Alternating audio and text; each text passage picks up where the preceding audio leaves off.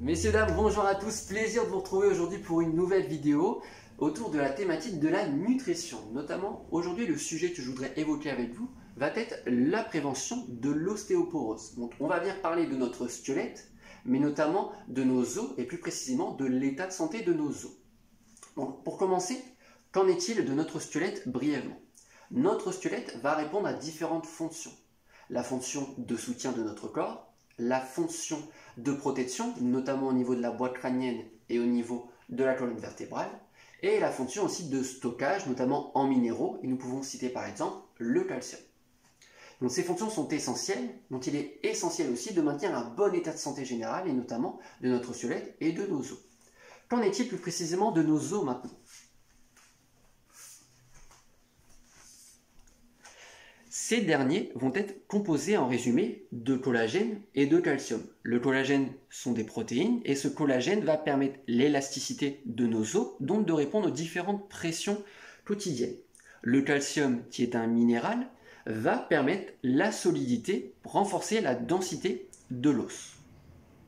Notamment, l'os, pour répondre à un bon état de santé, va tout au long de sa vie se régénérer. On appelle ce processus le remodelage osseux. Le remodelage osseux va être défini par un équilibre entre le travail des cellules qui vont venir éliminer de la matière osseuse et le travail des cellules qui vont venir fabriquer de la matière osseuse. Donc il y a un équilibre qui se nomme le remodelage osseux. Les cellules qui vont venir éliminer de la matière osseuse peuvent être représentées par le travail du burin et les cellules qui vont venir fabriquer cette matière osseuse peuvent être représentées par le travail de la spatule à mastiquer. Néanmoins, tout au long de notre vie, nos os peuvent connaître une diminution de la densité, une diminution de la solidité, qui peut provoquer des fragilités qui peuvent être asymptomatiques, mais si ces fragilités sont exagérées dans le temps, elles peuvent provoquer des fractures. Et c'est ce que l'on nomme l'ostéoporose. Donc pour me répéter, l'ostéoporose, en résumé, est une diminution de la densité osseuse qui provoque des fragilités et à moyen et à long terme qui peuvent provoquer des fractures. Je vous ai fait une représentation de l'ostéoporose, du cas de l'ostéoporose représentée par des cordes. Ici, nous avons une corde qui est en bon état de santé, donc qui est nommée l'os sain. Cette corde va pouvoir répondre aux différentes fonctions donc de pression et notamment aux mécanismes de mouvement quotidien de notre corps. Mais ici, nous avons une corde qui représente l'ostéoporose, donc un os qui est poreux, qui est fragilisé. Donc, il va avoir une fragilité qui va pouvoir être asymptomatique au bout d'un moment, à court terme, mais à moyen et à long terme, à force des pressions et des mécanismes de mouvement, il peut provoquer une fracture. Donc ça, c'est le principe de l'ostéoporose. L'ostéoporose peut être provoquée par différentes causes, notamment par des modifications physiologiques dues au vieillissement, des modifications hormonales, notamment par la ménopause, mais notamment aussi par une alimentation qui n'apporte pas les besoins nécessaires à notre organisme et notamment à nos os, mais notamment à une diminution de l'activité physique. Par contre, il y a des actions préventives à l'ostéoporose qui travaillent à moyen et à long terme. On peut parler notamment de l'alimentation équilibrée, de l'apport en vitamine D et en calcium, d'une pratique régulière de l'activité physique, d'éviter aussi notamment une acidité organique chronique, comme je vais l'évoquer plus précisément juste après, et le fait de limiter des facteurs aggravants comme le tabac et l'alcool. D'accord? Donc maintenant, qu'en est-il plus précisément de ces facteurs préventifs? Notamment, commençons par l'alimentation équilibrée. Donc pour l'alimentation équilibrée, c'est le principe de répondre aux différents besoins de notre organisme pour un bon état de santé général.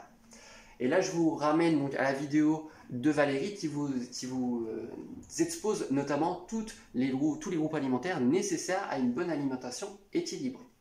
Mais notamment, cette alimentation équilibrée doit avoir un apport important et essentiel en vitamine D et en calcium. Le calcium, comme je vous l'ai dit tout à l'heure, va permettre la solidité des os.